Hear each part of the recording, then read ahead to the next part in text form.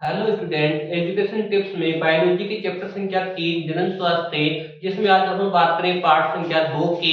तो इसमें आप देखते हैं कौन कौन से क्वेश्चन हैं और बड़े इंपॉर्टेंट क्वेश्चन हैं। तो पहला क्वेश्चन है, नर के वृषण की शुक्रवाहिका को काट कर वलित कर दिया जाता है, जिसे कहते हैं। इसकी भाई जो नर है उस नर का कौन सा भाग भाई वृषण है, उस वृषण की शुक्रवाहिका को काट कर बांध दिया जाता है, उसे किस नाम से जानते हैं भाई? तो ध्यान रखना, शुक्रवाहिका उच्छेदन के नाम से। किस नाम से? शुक्रवाहिका उच्छेदन के नाम से। शुक्रवाहिका को किस नाम से जानते हैं? वेसेक्टोमी के नाम से। किस नाम से जानते हैं भाई? वेसेक्टोमी के नाम से जानते हैं। तो इसका आंसर हो गया भाई शुक्रवाहिका उच्छेदन। दूसरा ऑप्शन है नलिका उच्छेदन। कौन सा भाई? नलिका उच्छेदन है। और नलिका उच्छेदन को किस नाम से जानते हैं? ट्यूबेक्टोमी।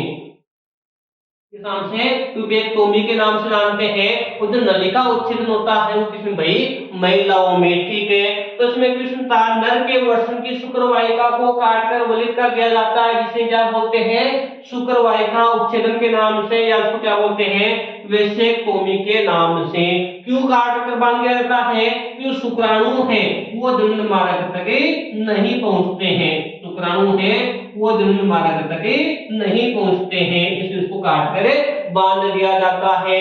ठीक है, और इसी प्रकार जो नलिका उच्छेदन है उसमें किस नाम से? ट्यूबेक्टोमी के नाम से। उसमें क्या भाई जो अंडाणु है वो भी अपन कह सकते हैं जनन मार्ग तक नहीं पहुंचता है। तो अपना जो आंसर हो गया इसका क्या हो गया भाई?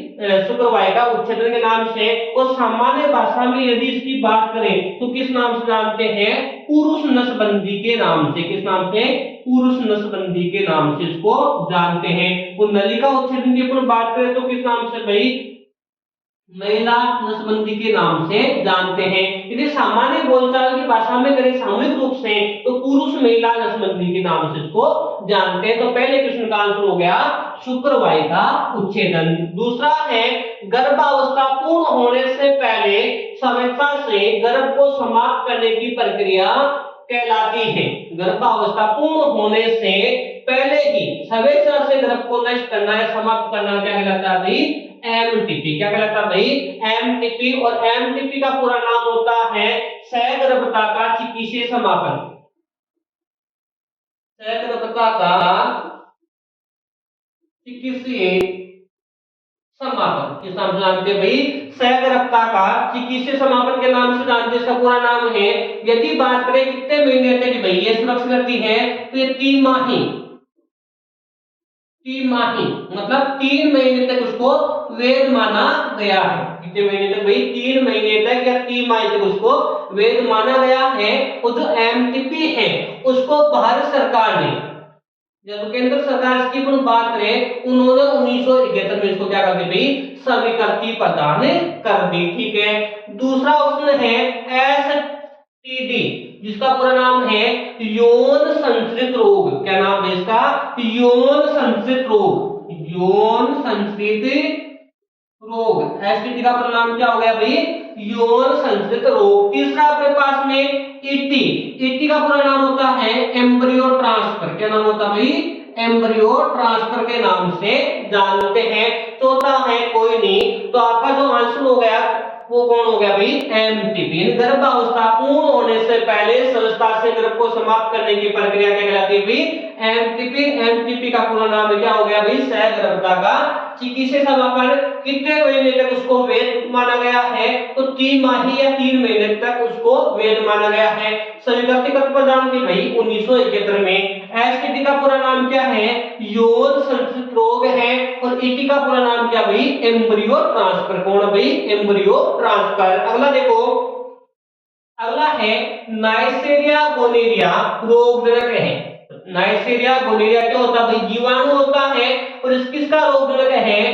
तो ध्यान रखना, सूजा का। किसका भाई? सूजा का। नाइसेरिया गोनेरिया रोगजनक होता है सूजा का। और इसके उपचार की भी बात करें तो किसका उपयोग करते हैं? टेट्रासाइक्लिन का। इसका उपचार करते भी टेट्रासाइक्लिन का उपयोग करते हैं। तो नाइसेरिया गोनेरिया रोग में कौन है भाई? किसका है? सुधा का। उपचार के रूप में किसका भाई? टेट्रासाइक्लिन का उपयोग। या कौन भी? सल्फेनोमाइड। सल्फेनोमाइड माइड का उपयोग करते हैं। तो आंसर तो इसका क्या हो गया भाई, सुजाक। कौन सा हो गया भाई, सुजाक हो गया। दूसरा है क्लेमेडिया। कौन है भाई, क्लेमेडिया। क्लेमेडिया का जो रोगजनक होता है क्लेमेडिया ट्रेकोमेटिस। ट्रेकोमेटिस जानना, क्लेमेडिया है उसका रोगजनक कौन है भाई, क्लेमेडिया ट्रेकोमेटिस। और इसका जो उपचार है उस उपचार के लिए किसका भाई, तो एरिथ्रोमाइसिन औषधि का उपयोग करते हैं। किसका भाई, एरिथ्रोमाइसिन औषधि का उपयोग करते हैं। तीसरा है सिफिलिस। कौन सा है, सिफिलिस है। उसका जो अपन बात करते हैं रोगजनक है ट्रिपोनिमा पेलिडस। ट्रिपोनिमा पेलिडस, क्या नाम है इसका, ट्रिपोनिमा पेलिडस है। और उपचार के लिए किसका उपयोग करते हैं अपन, तो ध्यान रखना पेनिसिलिन का। इसका भी पेनिसिलिन का उपयोग करते हैं। तो क्वेश्चन था नाइसेरिया गोनेरिया रोगजनक है, तो ध्यान रखना सुजाक। क्या क्वेश्चन से पूछ लिया कि सुजाक का रोगजनक कौन है, तो नाइसेरिया गोनेरिया। उपचार पूछे तो ध्यान रखना कौन भाई, टेट्रासाइक्लिन और कौन भाई, सल्फेनोमाइड। तो इसका आंसर हो गया सुजाक। यदि पूछा भाई क्लेमेडिया के रोगजनक का नाम क्या है, तो ध्यान रखना क्लेमेडिया ट्रेकोमेटिस। यदि उपचार पूछे तो कौन है भाई, एरिथ्रोमाइसिन।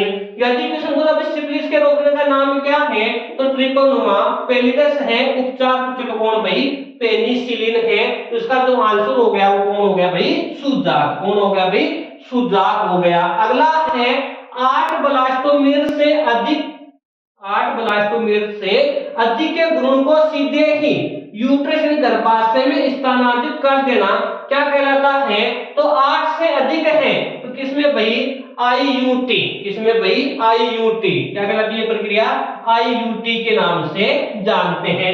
8 ब्लास्टोमेर से अधिक के भ्रूण को सीधे गर्भाशय में स्थानांतरित कर देना क्या कहलाता है, तो ध्यान रखना आईयूटी के नाम से जानते हैं। ये अंतः गर्भाशय युक्तियां, किस नाम से, अंतः गर्भाशय युक्तियां।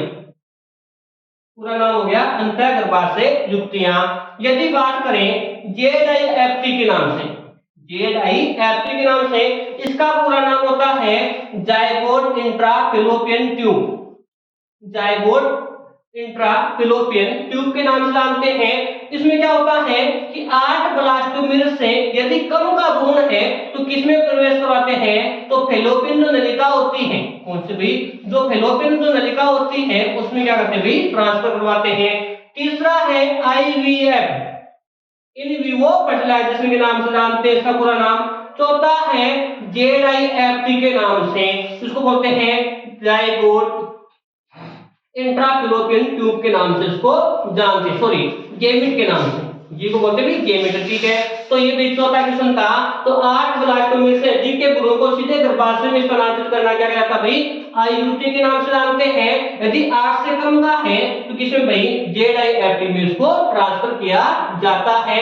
इसमें तो जेड है, इसमें सॉरी एफ है, तो एफ तो किसमें भाई, फैलोपियन नलिका में। यदि 8 से अधिक है तो किसमें भाई, यूट्रस वाले भाग में इसको ट्रांसफर कर दिया जाता है। तो ध्यान रखना 8 ब्लास्टोमेर से अधिक के भ्रूण को सीधे किसमें ट्रांसफर कर दिया जाता है, तो आईयूटी में इसको ट्रांसफर कर दिया जाता है। Thank you.